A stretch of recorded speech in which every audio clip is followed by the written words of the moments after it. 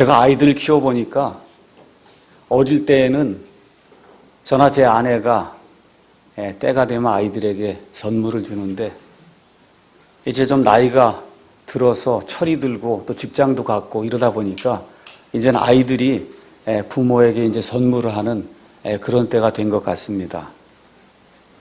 우리가 이제 살다 보면 남편이 어떤 기념일을 생각해서 아내에게 선물을 주기도 하고 또 아내가 남편을 생각해서 선물을 주기도 합니다. 그래서 참 선물을 주고받는 것 참으로 좋은 일입니다. 그런데 선물 받는 당사자가 기뻐하는 선물을 줄 때 진짜 기쁨이 되지, 선물 받는 당사자는 원치도 않는 거를 가져다 주면 오히려 낭비가 되고, 특히 남자들이 그런 일을 많이 하는 것 같아요. 저를 비롯해서 괜히 무슨 반지 하나 큰 거 해주면은 부인들이 좋아할 줄 알고 속썩이다가 반지 하나 해줄게. 저도 그랬어요. 근데 나이가 들어서 남자는 화성에서 오고 여자는 금성에서 왔다는 책들 보고 이렇게 보니까 여자의 마음은 그게 아니구나. 소소한 것 하나하나 이런 거 챙겨주고 하는 게 다이아몬드 반지보다 여자들에게는 더 중요하구나. 이거를 이제 좀 철이 들어서 50세가 넘어가서 이제 철이 들어서 이제 알게 됐거든요. 우리도 다 같이 하나님의 자녀가 됐습니다. 그래서 어릴 때에는 하나님께 뭘 달라고 막 한 거예요. 그냥 주십시오, 주십시오, 주십시오만 하는데 어느 정도 이렇게 성장을 하게 되면 이제 아이들이 성장하면 부모에게 선물을 주듯이 무언가 하나님을 기쁘게 하는 그런 선물을 내가 하나님께 드려야 되겠다는 그런 생각이 들어요. 그건 성장해야 되는 거예요. 성장하기 전에 무조건 달래는 것뿐이 없습니다. 애 한번 낳아보세요. 애가 주는 거 있어요? 가끔가다 웃는 거, 얼굴 주는 거 외에는 다 달라는 겁니다. 그렇죠. 떼쓰고 달라는 거 외에는 없어요. 나이가 들고 이렇게 돼야 그때 가서 우리 부모님이 이렇게 사랑하셨구나 하게 선물을 갖다 드리듯이 예수님을 믿을 때는 마찬가지예요. 처음에 성숙하지 못할 때는 다 달라는 것뿐이 없습니다. 일단은 나이가 이제 점점 들고 성경의 지식이 들어오고 하나님을 아는 그와 같은 큰 기쁨을 누리게 될 때 하나님을 기쁘게 하는 그런 선물을 내가 좀 해야 되겠다. 이런 마음이 든단 말이에요. 그러면 하나님이 기뻐하는 걸 드려야죠. 맞습니까? 하나님이 기뻐하는 걸 드려야지. 하나님이 원치도 않는 거, 교회 지으면서 50억짜리 파이프 올겐 전 세계에서 제일 크다. 이런 건 자랑해봐야 하나님이 기뻐하지 않습니다. 여기 300만 원짜리 중고 피아노 이거 갖다 놓고 예배 드려도 우리의 온 마음으로 예배도 하나님이 이거 기뻐하지 50억짜리 100억짜리 파이프 올겐을 기뻐하지 않으세요. 하나님이 가장 기뻐하는 것이 뭐냐? 히브리서 11장 6절에 나와 있듯이 믿음이 없이는 하나님을 기쁘게 하지 못하나니, 영어로 it is impossible 하다는 얘기예요. 불가능하다는 거예요. 믿음이 없이는 하나님을 기쁘게 하는 일이 불가능하니 하나님께 가는 자는 반드시 그분께서 계신 것과 또 그분께서 부지런히 자기를 찾는 자들에게 보상해 주시는 분이심을 믿어야 할지니라. 그러니까 첫째, 하나님이 가장 기뻐하는 건 믿음으로 걷는 거예요. 믿음으로 걷는 것. 보는 것이 아니라 믿음으로 걷는 것을 하나님이 가장 기뻐한다. 둘째, 또 어떤 것을 기뻐하느냐? 누가복음 15장 10절 가서 보니까 예수님께서 내가 너희에게 이르노니 이와 같이 한 죄인이 회개하면 하나님의 천사들 앞에서 기쁨이 있느니라. 예수님이 그렇게 말씀하셨어요. 자, 하늘에 누가 있어요? 하늘의 왕좌에 아버지 하나님, 성령 하나님, 그 다음에 아들 하나님이 여기 왕좌가 여기 있고 그 왕좌의 앞에 누가 있어요? 하나님 만드신 천사들이 있죠. 지금 천사들이 기뻐해요? 아니면 하나님이 기뻐해요? 구절 한번 제가 읽어볼게요. 내가 너희에게 이르노니 이와 같이 한 죄인이 회개하면 하나님의 천사들 앞에서 기쁨이 있느니라. 천사들이 기뻐해요? 아니면 하나님이 기뻐해요? 하나님이 기뻐하시는 거예요. 이거 천사들이 물론 천사들도 기뻐하죠. 그 천사들 앞에서 누가 기뻐해요? 하나님이 기뻐하세요. 한 죄인이 회개하고 돌아오면 그러면 하나님이 기뻐하신다. 다윗이 시편 51편에서 고백했듯이 우리 사람은 누구나 다 어머니 태에서 수태가 되는 그 순간부터 죄인입니다. 죄인으로 태어나서 죄인으로 죽어요. 죄투성입니다. 목사 예외 없어요. 똑같은 사람이에요. 구원받은 사람 예외 없습니다. 신분적으로는 이미 의롭다 칭함을 받아서 하나님의 아들, 딸이 됐지만 이 육신을 입고 사는 이 안에서는 여전히 죄를 지어요. 부정할 수 없습니다. 죄 문제를 해결하려면 구원받아야 돼요. 이 구원을 받기 위해서 두 가지 필요한 것이 하나님이 가장 기뻐하는 거예요. 뭐야? 하나는 믿음, 하나는 회개. 그 다음에 구원 이후에도 죄를 지으면 우리가 하나님 앞에 어떻게 해야 돼요? 회개해야 돼요. 자백하고 회개해야 저와 여러분이 하나님과의 기쁨을 계속해서 크게 늘려갈 수 있습니다.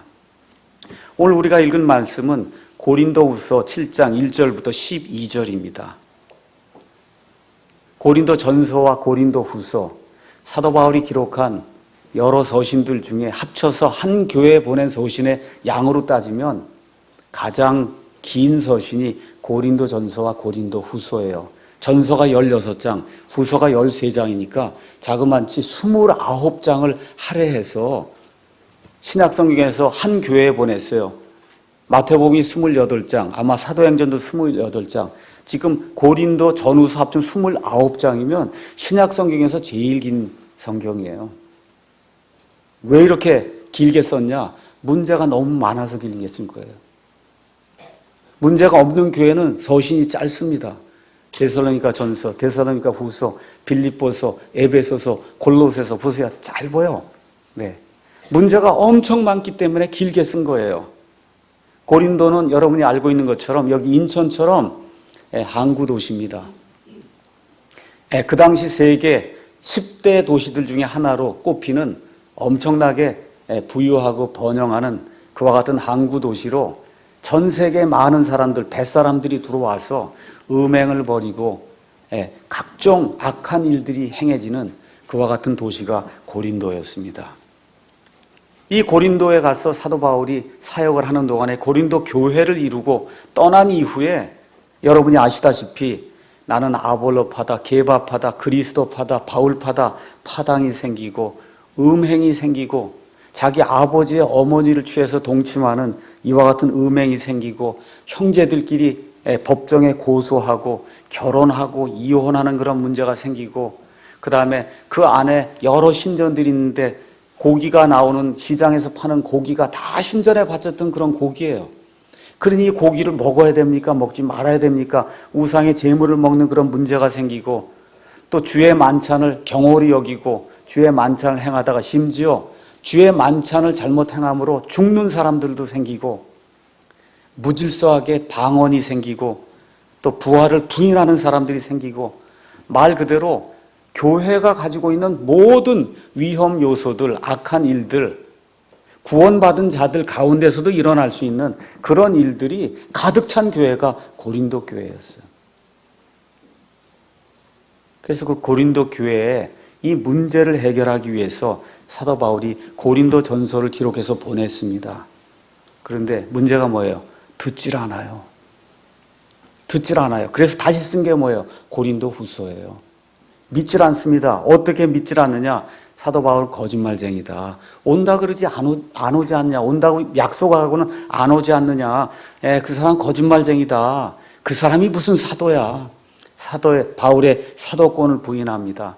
구제 헌물을 모아서 사도 바울이 가지고 가고 있는데 구제 헌물을 중간에서 가로챈다고 고린도후서 11장에서 사도 바울이 이야기하고 있고 또 사도 바울이 속임수를 써서 성도들의 교회에서 돈을 모아서 이득을 취한다고 고린도후서 12장에 지금 이야기하고 있고 도저히 구원받은 성도로서 특별히 자기들을 하나님께로 인도해서 구원받게 해준 목사잖아요.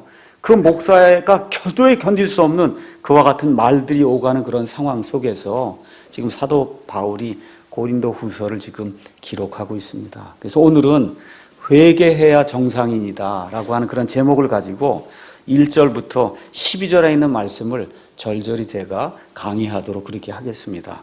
1절 가서 보니까 그러므로 극진히 사랑하는 자들아 우리가 이 약속들을 가졌은즉 하나님을 두려워하는 가운데 거룩함을 완전히 이루어 육과 영의 모든 더러움에서 우리 자신을 깨끗하게 하자. 그러므로 왜냐? 그 위에 내용이 있는 거예요. 그 내용은 뭐냐? 위에 6장의 17절에서 18절 주가 말하노라. 그러므로 너희는 그들 가운데서 믿지 않는 자들, 우상 숭배하는 자들, 더러운 자들 가운데서 나와 분리하라는 거예요. 분리해라. 부정한 것을 만지지 말라. 먹지 말라. 참여하지 말라. 그래야만 내가 너희를 받아들여 너희에게 아버지가 되고 너희는 내 아들, 딸이 되리라. 주 곧 전능자가 말하노라. 그래서 세상의 더러운 것과 작별을 하고 하나님의 아들, 딸이 되었은즉 그 얘기하는 게 그러므로가 그렇죠? 그래서 이제는 하늘에 계신 저 하나님을 아버지라고 부를 수 있는 특권을 받았다는 거예요. 이 세상의 어느 종교가 우리를 창조하신 하나님을 가리켜서 아버지하고 부르는 그런 종교가 어디에 있어요? 여러분, 아버지하고 부르는 거예요. 아빠하고 부르는 겁니다. 이런 자들이 되었기 때문에 지금 여기 이런 약속들을 가졌은즉 하나님 아들 예수 그리스도와 함께 온 우주 공간의 모든 하나님이 창조하신 것을 공동으로 상속하는 공동 상속자가 되었은즉 그러니까 어떻게 돼요? 하나님을 두려워해야 된다는 거예요. 하나님을 알기 전에는 하나님이 계신 걸 모르기 때문에 두려움이 없습니다. 마음대로 행해요. 구원받은 사람에게서 나타나는 첫째 증거, 구원을 받게 되면 하나님을 더 두려워하게 됩니다. 죄 짓는 것을 더 두려워하게 돼요. 그래서 하나님을 두려워하는 양이 질이 자꾸 이렇게 증대가 되면 이거 구원받은 사람이에요. 죄 짓는 거가 두려워지고 자꾸 죄를 지으려고 하면 저 왜 하나님이 나를 내려다보는 것 같은 이런 생각이 자꾸 들면서 죄 짓는 것을 억제하게 되면 그러면 구원받은 사람이에요. 그래서 구원받았고 하나님의 자녀가 되었으니까 하나님을 두려워하라는 거예요. 더 두려워해라. 이 하나님이 어떤 분이시야? 그 옆에 성경 구절 가서 보겠습니다. 고린도후서 5장 10절, 11절. 구원받은 사람도 심판이 있다는 겁니다. 어떤 심판이 있느냐?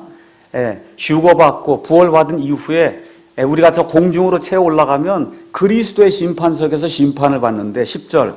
우리가 반드시 다 그리스도의 심판석 앞에 나타나리니 이로써 각 사람이 좋은 것이든 나쁜 것이든 자기가 행한 것에 따라 자기 몸 안에 이루어진 것들을 받으리라. 이런 심판이 구원받은 자들 가운데도 있다는 거예요. 그 다음 구절이 중요해요. 그런즉 우리가 주의 두려움을 알므로, 여기 주의 두려움은 영어로 가서 보시면 테러로 돼 있어요. 테러.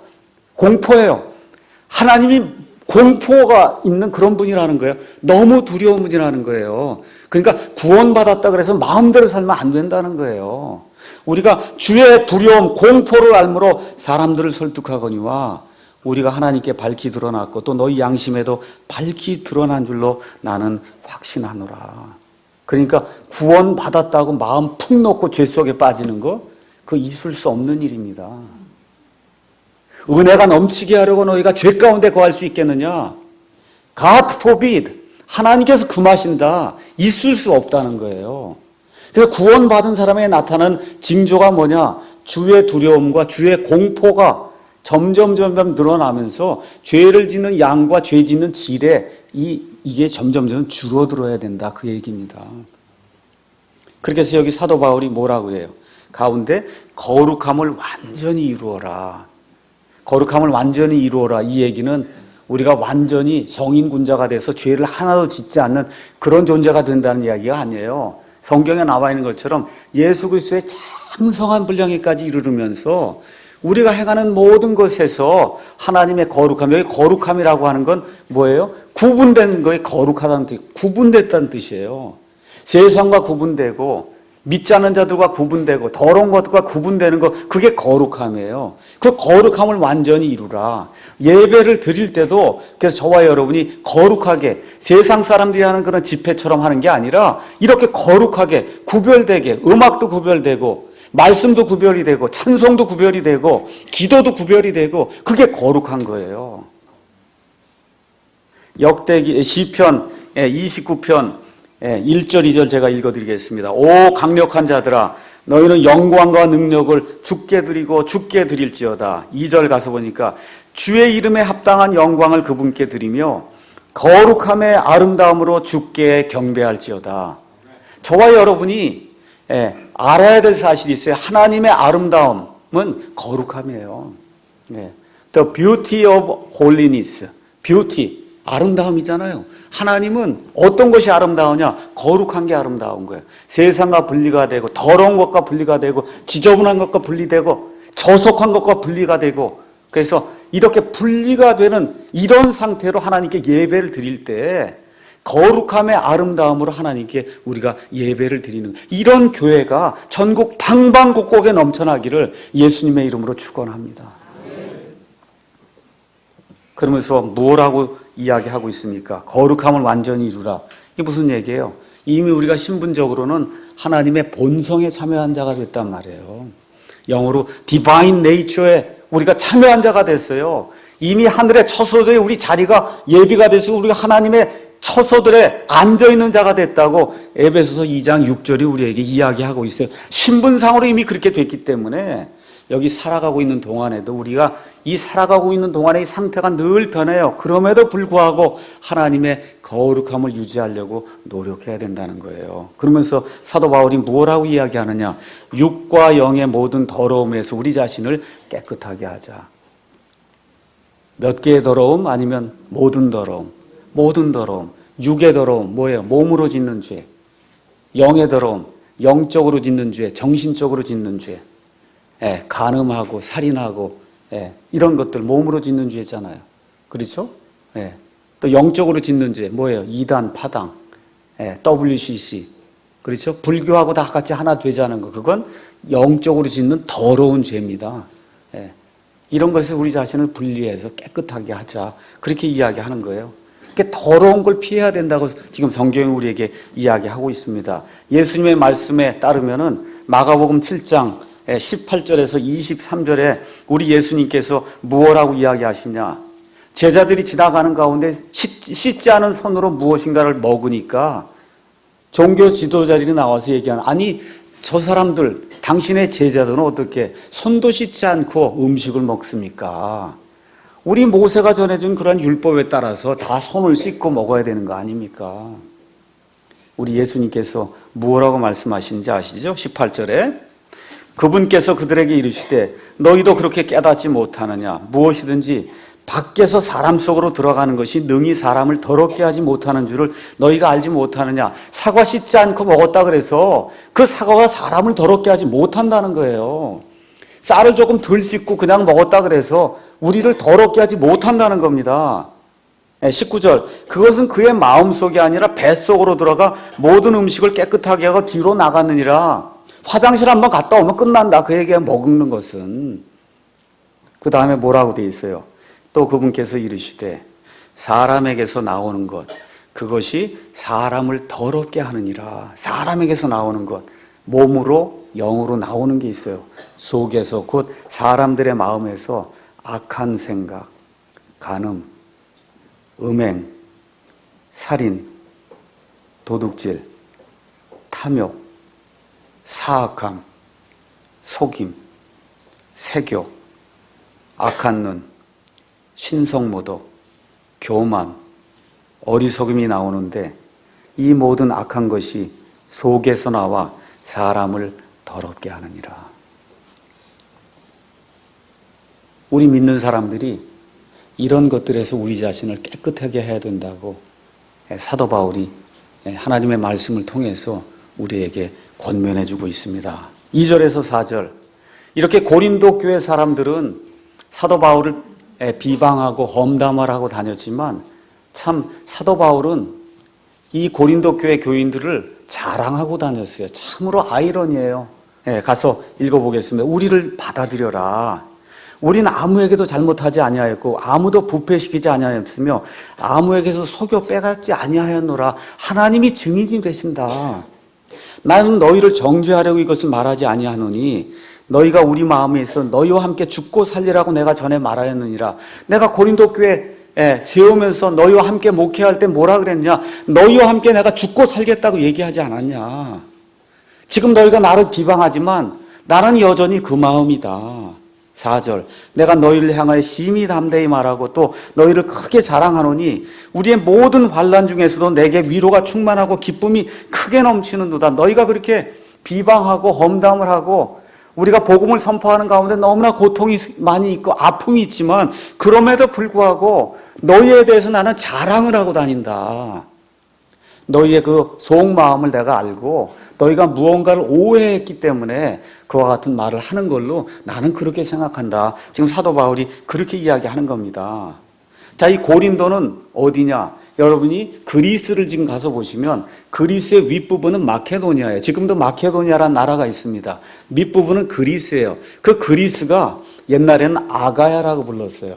그 아가야의 중심 도시가 고린도예요. 고린도. 그래서 지금 고린도에 이 편지를 보내는데 고린도후서를 어디서 썼냐? 이 위에 있는 마케도니아. 마케도니아의 큰 도시 중에 하나가 빌립보예요. 지금 빌립보에서 지금 아가야에 있는 가장 큰 도시 고린도에 지금 말씀을 보내는 겁니다. 우리가 마케도니아에 이르렀을 때, 다시 말해 빌립보에 이르렀을 때 우리 육체에 안식이 없었으며 우리가 사방에서 고난을 당하여 밖에는 싸움이 있었고 안에는 두려움이 있었노라. 제가 이런 말씀들을 읽으면서 지금까지 목회 생활을 하면서 이런 점들을 생각하지 못했구나. 많이 좀 생각하게 됐습니다. 사도 바울과 같이 위대한 설교자도 목사도 여기 가서 보니까 사방에서 고난을 당하여 밖에는 싸움이 있었고 안에는 두려움이 있었다. 이걸 피하려고 목사가 노력하면 점점 더 악화가 되는 걸 그걸 제가 깨닫게 됐어요. 아, 그렇구나. 이건 피할 수 없는 일이구나. 목사가 당해야 될 그런 일이구나. 밖에는 싸움이 있고 안에는 두려움이 있었다는 거예요. 안팎으로 어려움이 있었다는 거예요. 안팎으로. 이게 앞으로 이 가운데서 목사가 되실 분들이 있거든. 잘 생각하셔야 돼요. 안팎으로 싸움이 있구나. 이거 없이 승승장구해서 나가는 목회자 이 세상에 없어요. 없습니다. 이러한 연단과 고난을 통해서 어려움을 통해서 사람이 성장하게 되고 하나님만을 의지하게 되는 그런 일이 발생하는구나. 성경 말씀을 통해서 우리가 알 수 있습니다. 고린도 후서 1장에 가서 보니까 1장 8절에 뭐라고 기록하고 있느냐, 어느 정도로 어려웠느냐. 1장 8절, 형제들아 아시아에서, 아시아는 지금의 터키를 이야기하는 겁니다. 에베소라고 하는 그런 도시가 있던 데가 아시아예요. 아시아에서 우리에게 닥친 우리의 고난에 대하여 너희가 모르기를 우리가 원치 아니하노라. 우리가 힘에 겹도록 한량없이 눌려 심지어 생명까지도 단념했다는 거예요. 저와 여러분이 목회 사역을 이 가운데 하는 가운데 이 정도로 고난당한 사람이 있어요?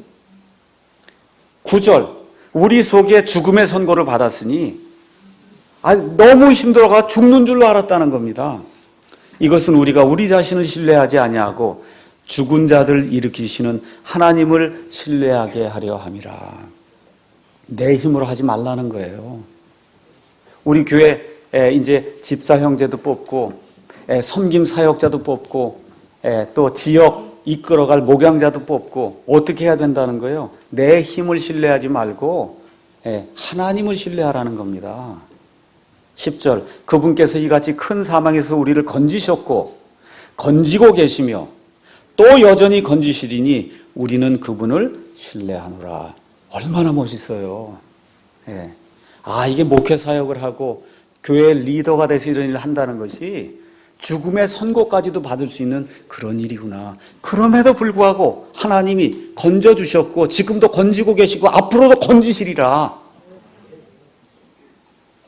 목회자가 아니고 꼭 교회 리더가 아니라 할지라도 여기 구원받은 우리 성도들이 살아가는 동안에 알지 못할 그런 어려움이 계속해서 닥치는 것 당연한 일이라는 거예요.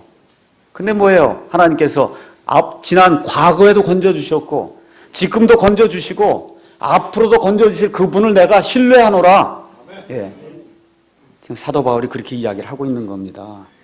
자, 이렇게 어려움이 있는 가운데 하나님이 사도 바울에게 큰 은혜를 입혀주셨다는 거가 그 내용이 6절에 이제 나오는 겁니다. 6절, 7절 제가 읽겠습니다. 그럼에도 불구하고 이렇게 어려움이 안팎으로 많이 있는데도 불구하고 낙담한 자들을 위로하시는 하나님께서 디도를 오게 하사 우리를 위로하시되 그를 오게 한 것뿐만 아니라 그가 너희 안에서 위로받을 때 얻은 그 안위로 위로하셨나니 그가 너희의 간절한 소망과 너희의 애곡과 나를 향한 너희의 뜨거운 마음을 우리에게 고하였으므로 내가 더욱 기뻐하였느니라. 자, 사도 바울이 고린도전서를 보냈더니 돌아온 반응이 사도 바울에 대한 비방과 험담 이런 게 오니까 너무 마음이 슬퍼서 사도 바울이 멀리서 누구를 보냈어요? 디도를 보냈어요. 고린도로.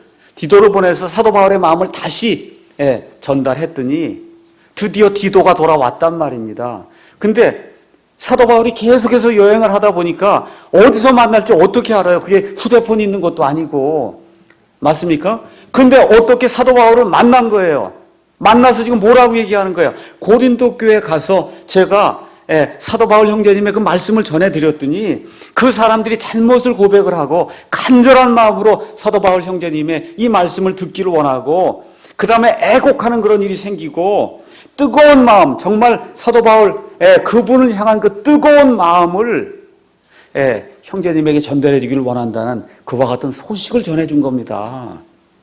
그래서 사도 바울이 너무너무 감사한 거예요. 안팎으로 어려움이 있는 가운데 디도가 돌아와서 보고하기를 이제는 고린도 교회 성도들이 사도 바울의 진정한 마음을 깨닫게 됐습니다 하고 보고를 하니까 사도 바울이 너무너무 기뻐하게 된 겁니다. 8절 비록 내가 편지로 너희를 근심하게 한 것을 후회하였으나 지금은 후회하지 아니하노니 바로 그 서신이 잠시 동안만 너희를 근심하게 한 줄을 내가 아노라. 내가 고린도전서를 보내서 그거 읽고 너희가 참으로 근심했는데 그 근심하게 내가 만든 것 때문에 이 목회자로서 마음이 상당히 아팠다. 그런데 너희가 근심한 게 영원토록 지속되는 근심이 아니라 잠깐 동안 근심하게 되었기 때문에 이제 너희가 돌이켰다는 그런 사실을 듣고 이제는 내가 후회하지 않는다. 지금 그 얘기를 하고 있는 겁니다. 그러면서 얘기하는 게 뭐냐? 9절에 이제 내가 기뻐함은 너희가 근심하였기 때문이 아니요 오히려 너희가 근심함으로 회개에 이르렀기 때문이라. 너희가 하나님께 속한 방식대로 근심하게 된 것은 어떤 일에서도 너희가 우리로 말미암아 상처를 받지 아니하게 하려 함이니 하나님의 뜻대로 하는 근심은 회개를 이루어 다시 돌이킬 수 없는 구원에 이르게 하거니와 세상의 근심은 사망을 이루느니라.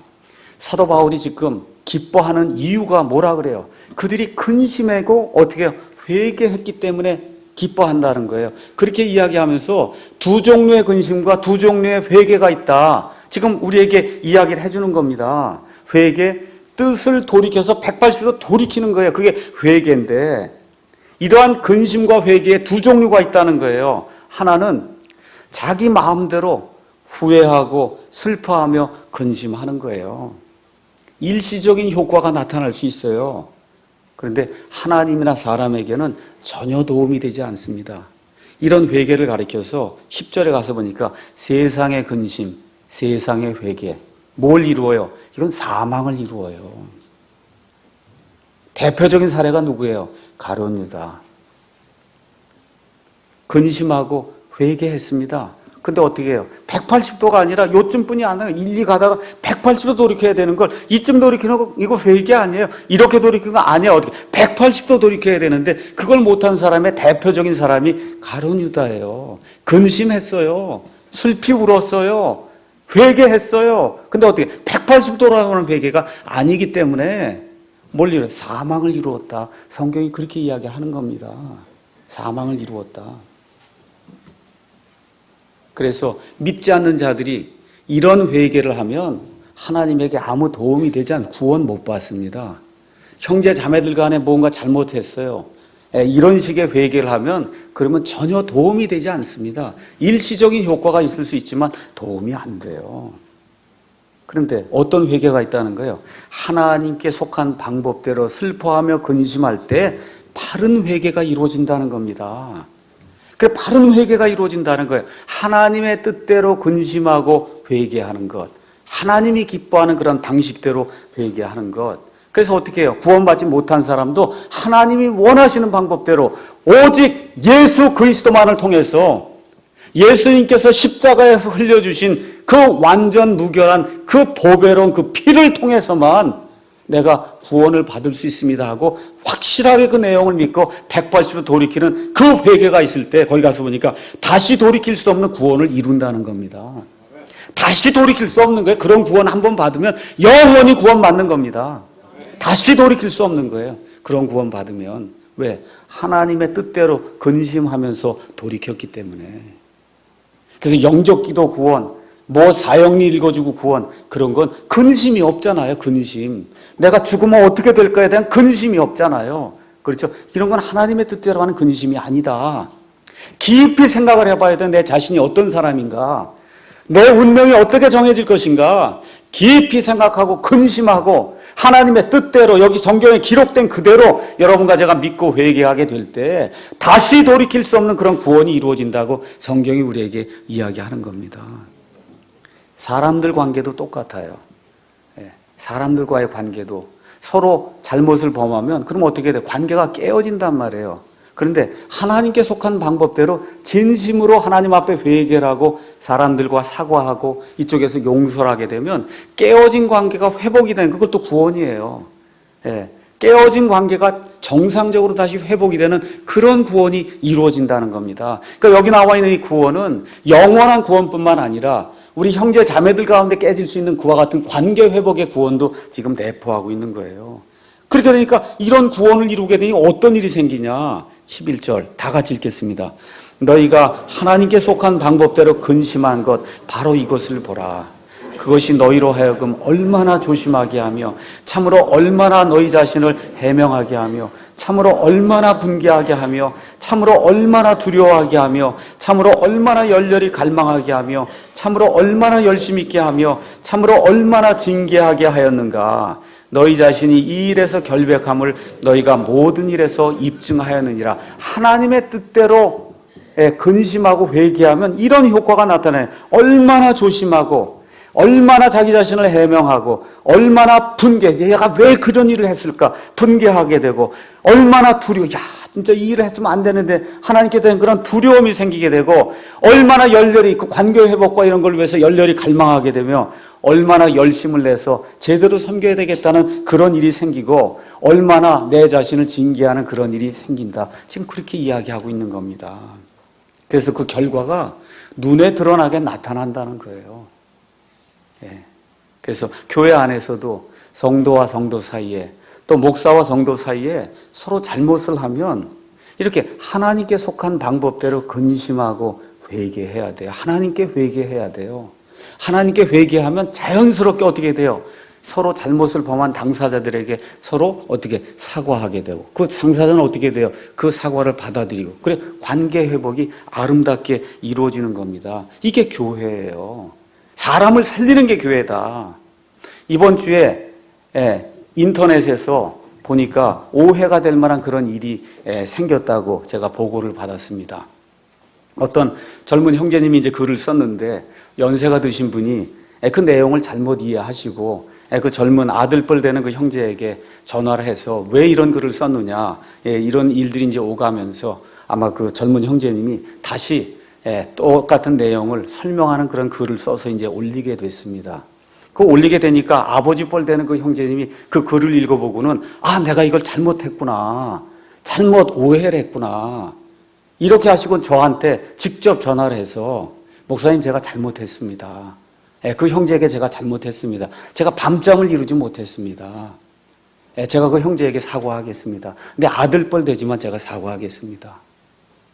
얼마나 마음이 기뻐요. 그래서 제가 즉시 그 젊은 형제에게 전화해서 빨리 전화 드려라.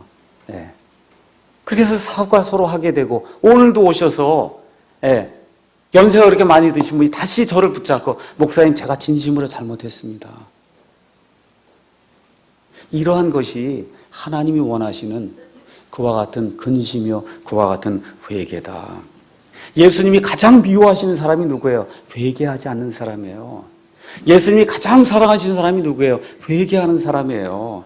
누가복음 18장에 가서 보니까 이런 말씀이 기록이 되어 있습니다. 누가복음 18장 9절에서 14절 제가 읽겠습니다. 또 그분께서 자기가 의롭다고 스스로 믿고 다른 사람들을 멸시하는 어떤 자들에게 이 비유를 말씀하시되 두 사람이 기도하러 성전에 올라갔는데 하나는 바리새인이요 다른 하나는 세리더라. 바리새인은 서서 자기 홀로 이렇게 기도하여 이르되 하나님이여 내가 다른 사람들과 착취하는 자들과 불의한 자들과 간음한 자들과 같지 아니하고 더욱이 이 세리와도 같지 아니함을 감사하나이다. 나는 일주일에 2번 금식하고 내 모든 소유의 11조를 드리나이다 하고 세리는 멀리 서서 감히 눈을 들어 하늘을 우러러보지도 못하고 다만 가슴을 치며 이르되 하나님이여 죄인인 내게 긍휼을 베푸소서 하니라. 내가 너희에게 이르노니 저 사람 저 바리새인이 아니라 오히려 이 사람 이 세리 이 사람 죄인이 의롭게 되어 자기 집으로 내려갔느니라. 자기를 높이는 자는 다 낮아지고 자기를 낮추는 자는 높아지리라. 하나님이 용서하지 못할 죄는 아무것도 없어요. 뭐를 용서 못하냐? 회개하지 않는 건 용서 못해요. 하나님이 해줄 수가 없다는 겁니다. 이런 사람을 바리새인이요 자기를 의롭게 하는 자요 회개하지 않는 자라고 성경이 이야기하고, 예수님이 가장 사랑하신 자들이 누구예요? 그 사람이 죄인, 어떤 죄를 졌든지 간음죄를 졌든지 살인죄를 졌든지 여기 있는 세리와 같은 이런 죄를 졌든지 창녀로서 음행죄를 졌든지 하나님 제가 잘못했습니다 하고 회개하고 돌아오기만 하면 하나님께서 그 사람은 의롭다고 칭해 주신다. 하나님이 가장 기뻐하는 자가 누구냐? 이 세리와 창녀와 같이 내가 죄인입니다 하고 하나님 앞에 두 손 들고 나오는 그 사람을 가장 기뻐하신다. 자, 제가 지난주에 문자를 드렸습니다. 교회에 올라와 있는 주홍 글씨 인터넷 기사를 읽고 와라 하고 제가 문자를 드렸어요. 다 좀 읽어보셨어요? 회개해야 정상인이다. 읽고 오라고 제가 문자 드렸죠? 다들 읽고 오셨어요? 목사가 말을 해도 듣지를 않는 그런 경향이 많은 것 같아요. 너무 영혼의 자유를 주다 보니까. 자, 오늘 주홍 글씨 이야기를 하면서 설교를 이제 마무리를 하겠습니다. 주홍 글씨는 나다나엘 호손이라고 하는 미국의 유명한 소설가가 지은 소설이에요. 호손은 1804년에서부터 1864년에 살았던 그런 사람인데, 주홍 글씨 영어로는 스칼렛 레터 이렇게 이제 기록이 되어 있는데, 이 소설은 1640년대 미국의 보스턴 아시죠? 보스턴이 속해 있는 주가 매사추세츠주예요. 그래서 우리 MIT 매사추세츠 공과대학 그런 데가 다 거기 있는 거예요. 그거를 베이 컨트리라고 얘기해요. 그렇게 많이 들어와 있는 데다 이제 그렇게 이야기하는데, 그 미국 보스턴을 배경으로 하는 죄와 벌에 관한 이야기로서 유럽 최고 수준의 문학 작품과 견줄 수 있는 미국의 첫 번째 소설이다, 이런 평가를 받고 있습니다. 이 호소는 뉴 잉글랜드, 거기가 매사추세츠 보스턴이 있는 지역을 뉴 잉글랜드라고 그래. 지금도 잉글랜드가 과거에 영국이 있었잖아요. 그 영국을 새로 만든 게 그게 뉴 잉글랜드. 영국에 옛날에 요크가 있었는데 그걸 새로 만든 게 뉴요크예요. 그래서 다 뉴가 붙은 거예요. 영국에 저지가 있는데 그걸 다시 만든 게 여기에 뉴저지. 아시겠죠? 그렇게 되는 거예요. 미국에 다 신대륙에 와서 모든 거 영국에 있는 걸 그대로 카피해다 이제 놓게 된 겁니다. 자, 그래서 뉴 잉글랜드 역사에 깊은 관심을 가지고 보스턴 지역의 향토 연대기와 법정 개간지를 애독했습니다.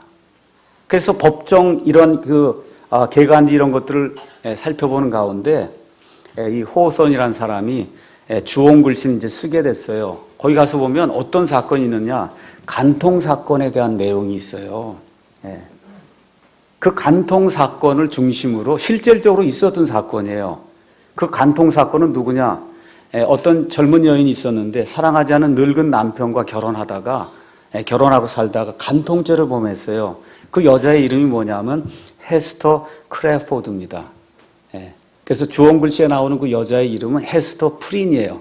그래서 이름은 똑같고 성만 다르게 해서 실질적으로 있었던 그 간통 사건 그것과 함께 이 모든 것들을 재구성해갖고, 그래서 실제 사건과 그 다음에 호손의 상상력을 동원해서 그 당시 1640년경에 미국에서 어떤 일이 있었는가, 특히 이 간통 사건에 누가 연루가 됐냐, 호손의 선조들이 150년 전에 살았던 선조들이 연루가 돼서 그 여인을 정죄했던 그런 내용이 법정 기록에 있었거든요. 그래서 그거를 생각하면서 그 청교도 사회의 문제가 무엇이었는가, 이 내용을 보여주고자 쓴 소설이 이 주홍글씨예요. 그러니까 청교도가 누구고 청교도 문화가 무엇이고 청교도라고 하는 사람들이 구축하려고 했던 그러한 그 나라가 무언가, 여기에 대한 이해가 없으면 이 주홍글씨는 단순한 휴먼 스토리, 참 너무나 인간적으로 멋있다, 그렇죠? 휴먼 드라마, 그거에 끝나는 거 대부분 사람들이 그렇게 이해하고 있거든요. 그래서 제가 오늘은 교회의 역사와 함께 왜 이런 일들이 발생하고 이런 일들 가운데 죄를 통해서 회개하는 가운데 사람이 어떻게 정결하게 변할 수 있는가, 이 소설 이야기를 여러분에게 들려드리도록 그렇게 하겠습니다. 그냥 마음 푹 놓으시고 이제 들으시면 됩니다. 자, 청교도가 누구인가? 청교도. 그래서 지금 이 주홍글씨에서 이 호선이 보여주고자 하는 게 세리와 창녀같이, 지금 여기 나오는 그 여인, 여기 이 여인의 이름이 헤스터 프린인데, 이 헤스터 프린하고 간음죄를 지어서 아기를 낳게 만든 장본이 여러분이 잘 아시다시피 청교도의 유명한 딤스데일 목사예요. 그러니까 목사하고 지금 유부녀가 관계를 맺고 지금 아기를 낳게 된 이런 일들을 지금 그리고 있는 거예요. 자, 이런 가운데 배경이 이제 제일 중요한 겁니다. 지금 세리와 창녀 같은 그런 일을 한 거잖아요. 목사와 유부녀가. 그렇죠? 간음죄를 짓고 그 다음에 아기를 출산하고 이러는 가운데 여자는 누구와 간음했는지 이야기를 하지 않고 이렇게 되면서 이제 주홍글씨가 이제 시작이 되는 거거든요. 이걸 통해서 지금 나다나엘 호손이라고 한 사람이 보여주고자 하는 게 있다는 거예요. 그것이 뭐냐? 세리와 창녀같이 간음죄를 짓고도 하나님 앞에 회개하고 이 땅에 살면서 회개한 것이 근심으로 이루어지면서 바른 삶을 살다가 죽어가는 그와 같은 성도가 있고, 바리새인과 같이 청교도와 같이 바리새인적인 그와 같은 그들 가운데서 사람을 정죄하고 죽이는 그와 같은 사람들이 있다. 이 시대적 상황을 풍자해서 보여주면서 청교도 교육의 엄격한 그런 교육 속에서 자라난 이 나다나엘 호손이 그 사회상을 비판하기 위해서 적어놓은 소설이 이 주홍글씨입니다. 자, 그러면 먼저 배경이 중요해요. 무엇이냐? 여러분, 구약시대, 지금부터 약 4,000년 전 하나님이 아브라함을 부르셨어요. 아브라함을 부르신 그 이후로 약 500년쯤 지나서 그래서 모세가 이제 등장을 하게 됩니다. 그래서 모세가 이스라엘 백성을 이집트에서 끄집어낸 이후에 그때부터 예수님 오시기 전까지 약 1500년 동안은 국가와 종교가 하나가 되는 신정정치 국가였어요. 이스라엘에서는 어떤 사람이 이스라엘에 살아야 된다 하면 안식일을 지키지 않으면 죽든지 쫓겨나든지 둘 중에 하나뿐이 없습니다. 아시겠죠? 이스라엘 땅에 살려면 안식일을 지켜야 돼. 토요일 날 일을 하거나 나무를 패거나 나무를 주워오면 그러면 죽든지 쫓겨나든지 둘 중에 하나뿐이 없어요. 11조라고 하는 세금 10분의 1을 드리지 않으면 죽든지 쫓겨나든지 그것뿐이 없는 거예요.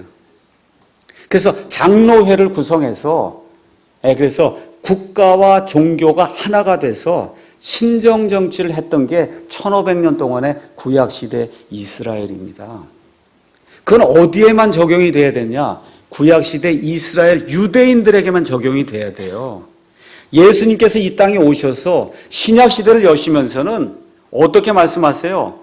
우리가 국가에 공세를 내야 됩니까? 카이사르에게 공세를 내야 됩니까? 내지 말아야 됩니까? 우리 예수님께서 마태복음 20장에 카이사르의 것들은 카이사르에게, 하나님의 것들은 하나님의 것들에게 라고 말씀하시면서 이제는 국가와 종교가 분리가 되는 시대가 열리게 됐다. 왜 그래요? 복음이 이제 온 세상에 지금 퍼져나가기 때문에 과거 이스라엘과 같이 어떤 선민이 있고 신정정치를 피고 국가와 종교가 하나가 돼서 양심의 거기는 다른 건 믿을 수 없는 거예요. 오직 하나님만 믿어야지. 그거 외에 믿으면 그러면 추방당하든지 죽든지 그럴 수밖에 없는 이와 같은 어느 면에서 종교의 자유, 양심의 자유 이런 게 허락이 되지 않는 그러한 때가 한 1500년 동안 이 땅에 존재해 왔다는 겁니다.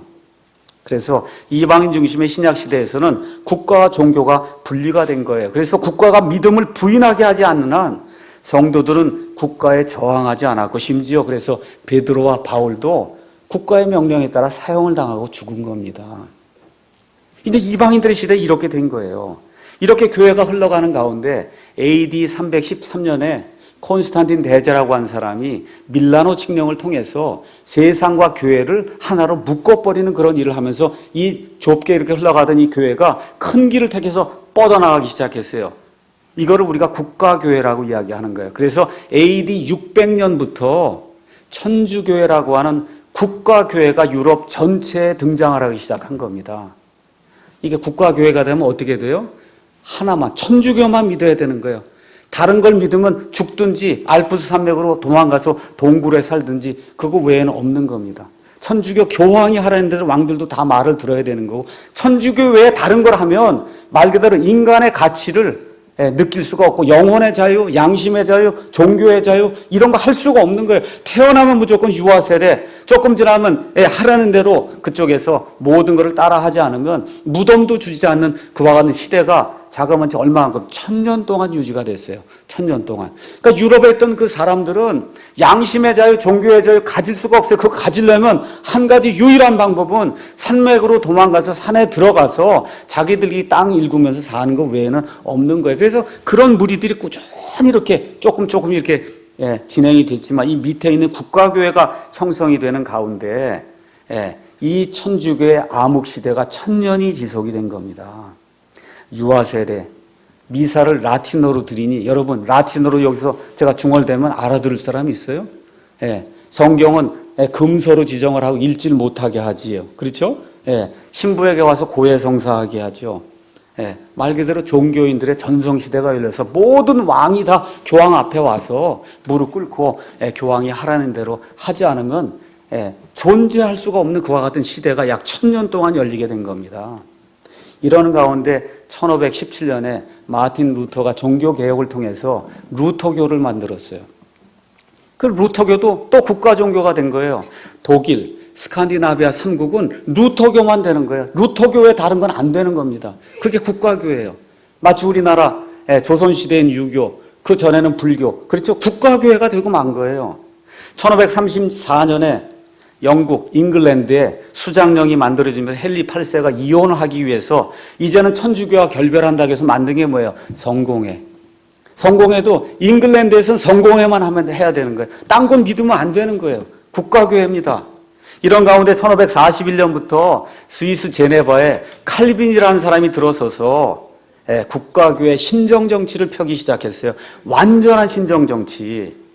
많은 사람들이 칼빈을 가리켜서 탁월한 설교자, 따뜻한 목회자, 치열한 진리의 변증과 사상가로서의 신학자, 선교운동과 교회 정치를 통한 신정정치의 가능성과 본을 보여준 교회 정치가 이렇게 이야기하지만 엄밀한 의미에서 개신교의 교황이에요. 어느 정도 이런 일을 했냐. 칼빈은 그 당시 제네바시의 인구가 13,000명인데 4년 동안 제네바시를 통치하며 자기뿐만 아니라 자기가 장악한 종교국을 통해서 공식적으로 몇 명을 죽이냐? 58명을 죽입니다.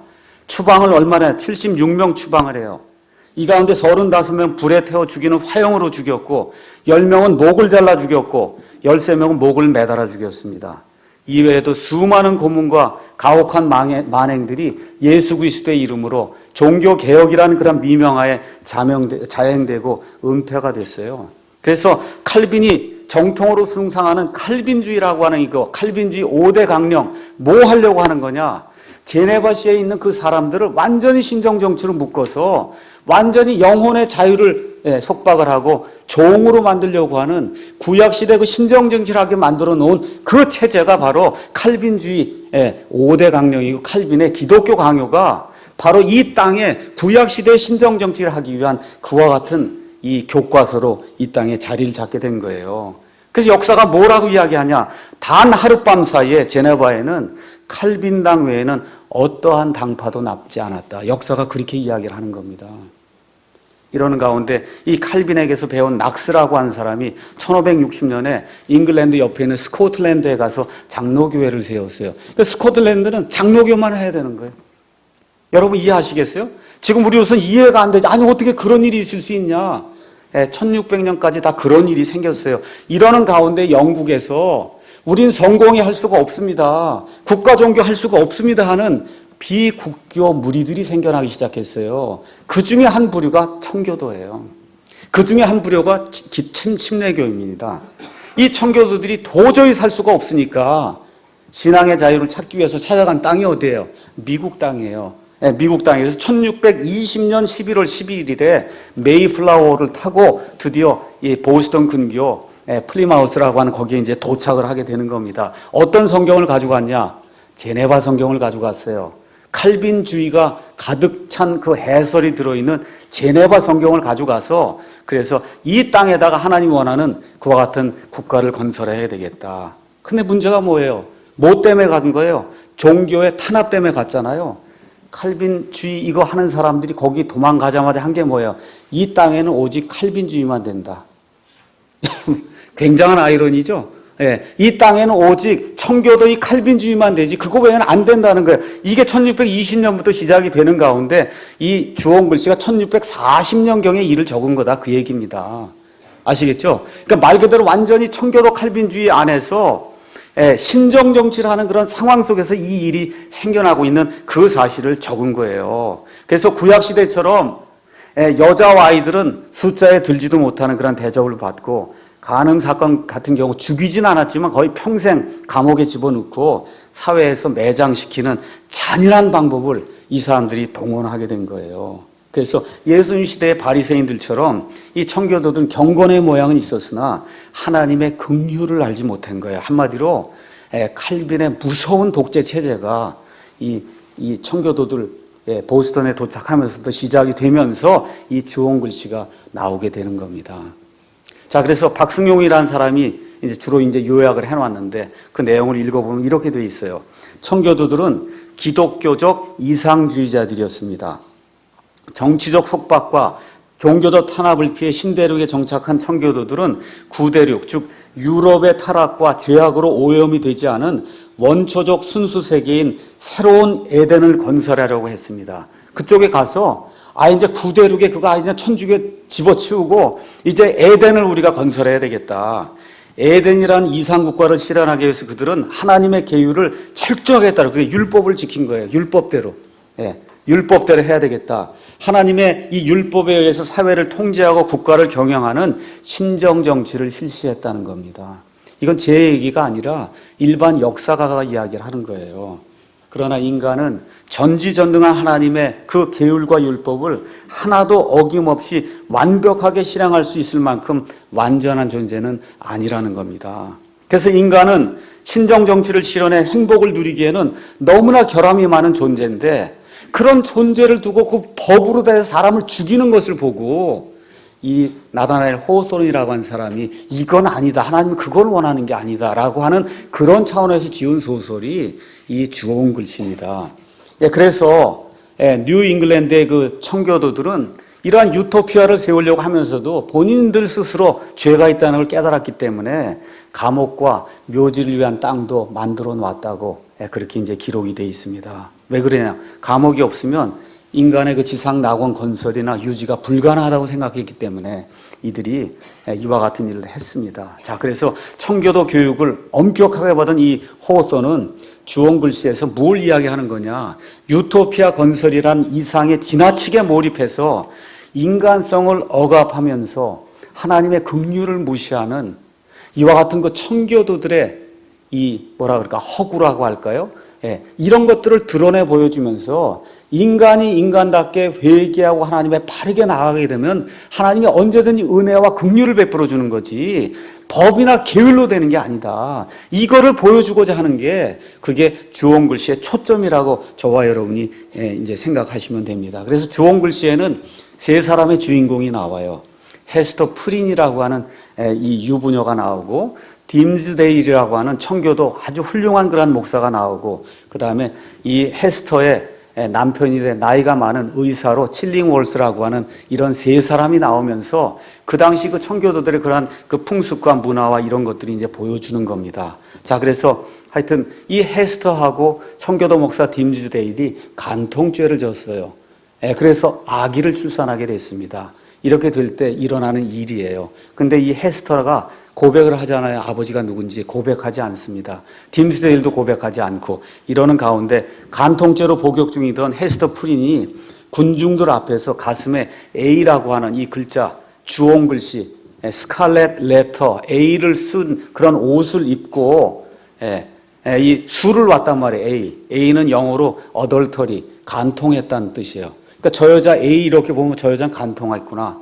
그래서 사회적으로 아주 완전히 매장을 시키는 겁니다.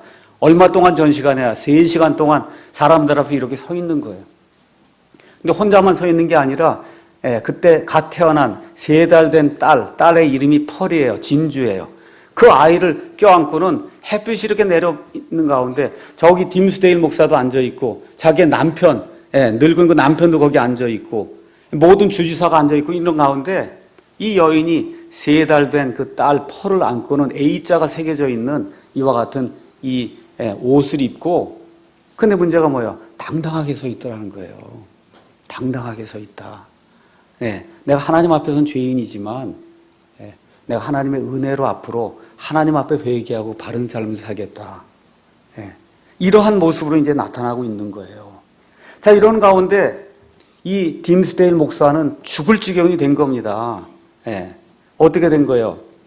이 사회적으로 금지된 이와 같은 일들을 목사가 더구나 청교도에서 가장 존경받는 그런 훌륭한 설교자 목사가 간통죄를 지었으니 근데 지금 간통죄를 지었는데 그 여인만 지금 이러고 지금 서 있고 자기는 모른 척하고 지금 저 안에 지금 앉아 있는 거 아닙니까? 그렇죠? 이러니까 지금 가슴이 두근두근 되면서 너무너무 힘든 이런 세월을 이 헤스터하고 딤스데일이 이제 겪으면서 이 두 사람이 회개하면서 하나님 앞에서 정결하게 그 혼과 영이 변하는 그런 모습을 그려놓은 소설이 이 주홍 글씨입니다. 자, 그래서 징벌의 세월이 흘러가는 동안 헤스턴은 완전히 자기 자신을 죽이고 사람들과 다투지 않고 자신의 죄값을 사람들에 치르기 위해서 모든 것을 참아야 된다고 생각하고 가난한 사람, 병자, 고통당하는 사람들 친절하게 도와주고 봉사하고 희생하고 하는 그런 미덕의 도덕적인 그런 순수의 삶을 살아가다 보니까 나중엔 그 여인들이 A라고 하는 글자가 어덜터리, 간통이 아니라 에이블, 그렇죠? 능력이 있다 하는 참 저 여자는 긍휼의 자매다. 어떻게 저렇게 능력이 있는 그런 자매가 A로 바라보게 되는 그런 일들이 점점 이제 생기게 된 겁니다. 그래서 이 죄값을 회개하는 가운데 사람이 하나님 앞에서 올바르게 근심하게 되고 회개를 하게 되니까 그게 사람들에게 보이게 나타나게 된 거예요. 참 훌륭하다. 죄를 지었지만 저렇게 회개하는구나. 자, 이러는 가운데 청교도 목사 딤스데일이 문제가 생긴 거예요.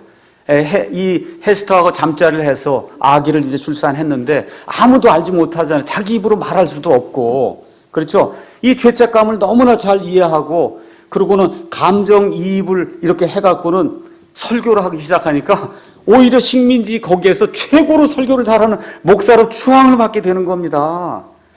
그렇잖아. 내가 죄를 이렇게 짓고는 말도 못하고 있는 걸 거기다 감정을 이입해서 하나님 앞에서 제가 큰 죄인입니다. 이렇게 설교하니까 사람들이 야, 저 목사가 저렇게 설교를 잘하는구나. 너무 은혜를 받은 거예요. 아니 그러니까 이거 점점 고민이 더 되는 거예요. 아니 지금 죄 때문에 내가 죽을 지경이 돼서 내가 죄인임을 이거 고백을 하고 있는데 성도들은 자꾸 나보고 목사가 이렇게 설교를 잘하냐고 그러고 나를 쫓으니 이게 큰일이 난 겁니다. 점점 더 사람들이 좋아하고 그러니까 혼자 있을 때면 밖에 나가서 자기 자신을 채찍질하고 굶기도 하고 부모님 얼굴을 생각하기도 하고 자기가 낳은 딸 펄 얼굴도 그리고 헤스터 얼굴도 그리고 환상도 보고 밖으로 나가서 혼자 있을 때는 이 형틀에 올라가서 고문도 받아봐야 되겠다 이런 생각도 하고 하는데 이 죄가 숨겨져 있으니까 어떻게 할 수가 없는 거예요.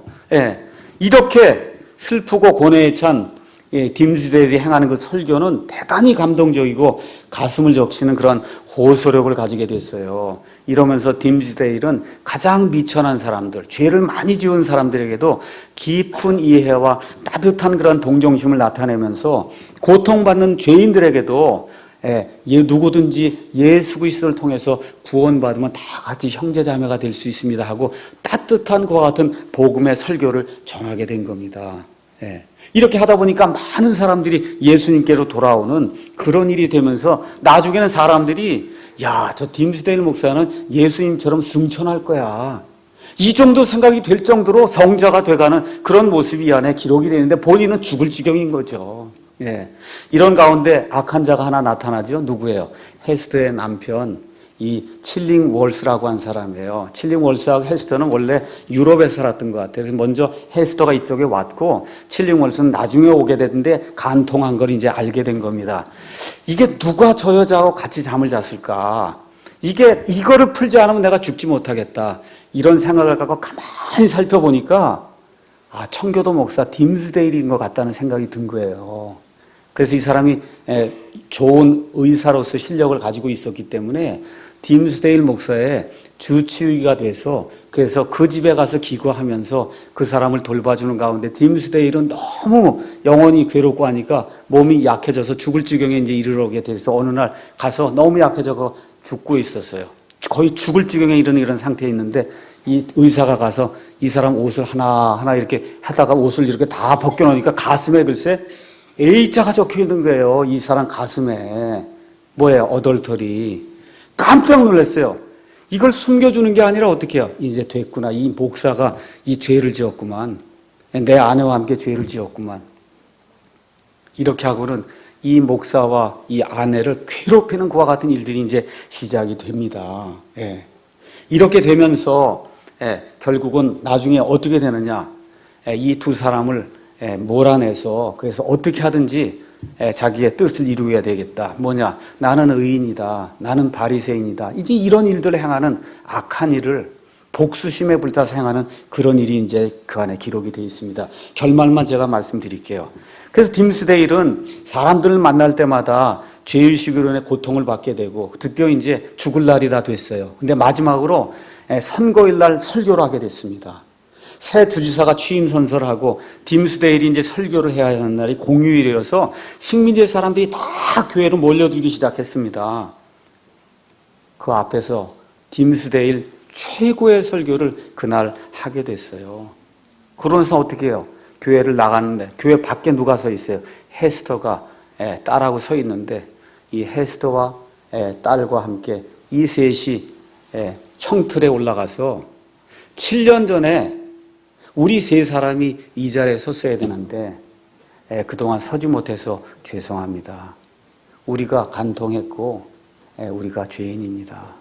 라고 고백을 하고 그리고선 셋이 사라지고 결국은 나중에 이제 죽는 그와 같은 일이 이 안에 나와 있습니다. 다시 말씀드려서 딤스데일과 이 헤스더라고 하는 사람이 죄인의 그 경험을 통해서 죄를 짓는 인간들의 그 고통을 동감하고 동정하면서 이해하게 된 거예요. 그러니까 교회 안에도 죄를 짓는 사람이 있을 수 있거든요. 이해해야 된다는 겁니다. 그래서 정상인이 누구냐? 정상인은 죄의식을 가지고 회개하는 사람이 정상인이에요. 그게 없는 사람이 비정상인이에요. 회개할 줄 아는 사람, 하나님과 사람 앞에서 회개할 줄 아는 사람.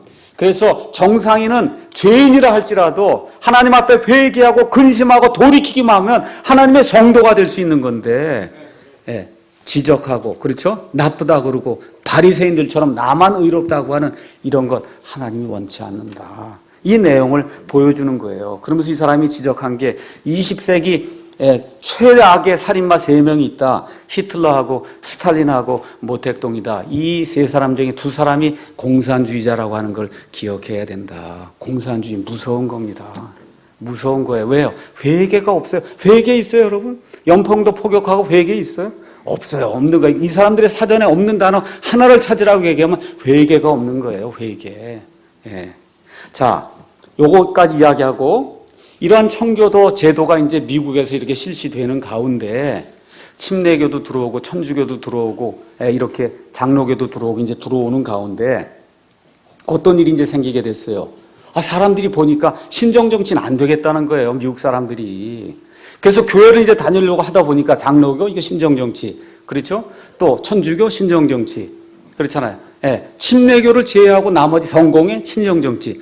이건 안 되겠다. 보니까 뭐야? 회중교회를 하고 회중들에게 민주적인 절차를 따라서 모든 걸 진행하는 침례교회가 늦게 미국에 도착했는데도 불구하고 하나님께서 함께 하시니까 사람들이 다 침례교로 돌아서기 시작을 하는 겁니다. 그래서 지금 현재 미국에는 전체 교인들의 약 70%가 침례교인들이에요. 이 침례교인들이 주장한 것이 뭐냐? 영혼의 자유, 양심의 자유, 종교의 자유를 주장한 거예요. 그래서 미국에서 이 미국의 헌법이 만들어지는 그런 시대가 1787년 9월에 이제 헌법이 만들어졌거든요. 헌법이 만들어질 때 미국에 있는 지도자들이 결의를 했습니다. 우리나라에는 4개만 허락한다. 4개. 하나는 성공회, 하나는 천주교, 다른 하나는 침례교, 다른 하나는 뭐 기타 해서 4개 종교 외에는 우리나라는 허락하지 않는다는 그런 식의 헌법을 만들려고 한 거예요. 나머지 옳습니다. 좋습니다. 침례 성도들이 다 반대한 겁니다. 있을 수 없는 일입니다. 하나님이 우리에게 양심의 자유, 종교의 자유, 그렇죠. 영혼의 자유를 허락했기 때문에 심지어 하나님을 믿지 않는 자유도 하나님이 허락해 주신 거다. 라고 주장을 펴서 결국은 1787년 9월 17일 미국 헌법이 제정되면서 아담이 만들어진 이후부터 약 5,800년이 지난 이 시점에 와서야 비로소 한 나라의 헌법에 인간의 자유, 인간의 존엄성, 영혼의 자유, 양심의 자유, 종교의 자유, 집회의 자유 이런 자유가 보장이 되는 헌법이 전 세계에서 처음으로 미국에서 침례 성도들의 힘에 의해서 세워지게 된 거예요. 그 이후부터 지어주는 모든 나라들이 미국의 헌법을 수용했기 때문에 지금 우리도 지금 이 시간에 양심의 자유, 영혼의 자유, 종교의 자유, 집회 결사의 자유를 갖는 이와 같은 좋은 그러한 국가가 되게 된 겁니다. 지금 이와 같이 이 침례 성도들이 주장했던 게 뭐예요? 국가와 종교가 분리가 돼야 된다는 겁니다. 천주교 지금 정의 사제단이 정의가 아니라 불의를 외치고 있어요. 뭐라고 얘기해요? 연평도 포격 북한이 너무 잘한 거다. 박근혜 대통령 퇴진해야 된다. 이게 뭐예요? 정치와 종교가 하나가 되는 거거든요. 하나님 하지 말라는 겁니다. 신약시대에는 있을 수 없는 일이에요. 거기에 우리가 관여하지 말라는 겁니다. 로마서 13장에 나와 있는 것처럼 모든 권력은 하나님이 주시는 겁니다.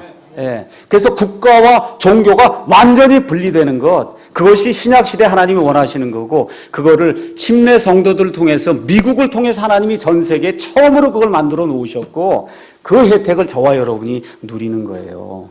결론의 말씀 드리겠습니다. 우리 모두가 다 죄인입니다. 하나님께 죄를 짓고 이웃에게 잘못을 범해요. 하나님의 뜻대로 근심하시고 하나님의 뜻대로 회개하셔야 돼요. 사과하셔야 돼요. 상대방은 진심으로 용서하셔야 돼요. 이것이 우리에게 영혼의 자유를 주신 하나님의 요청이에요. 회개할 줄 아는 사람이 정상인이에요. 회개하지 못하는 사람이 비정상인이요 공산주의자입니다. 그래서 우리가 이와 같은 하나님의 말씀을 받아들이고 하나님이 우리에게 주신 이 아름다운 영혼의 자유라고 하는 이 유산을 온 세상, 한국말 쓰는 모든 사람들에게 영원 무궁토록 우리가 전달해 줘야 되는 거예요. 그래서 이 성도들이 지켜준 이와 같은 그 자유, 이 자유가 사랑 침례교회를 통해서 이 땅이 존재하는 한 한국말하는 모든 사람들에게 전달되기를 주님의 이름으로 축원합니다.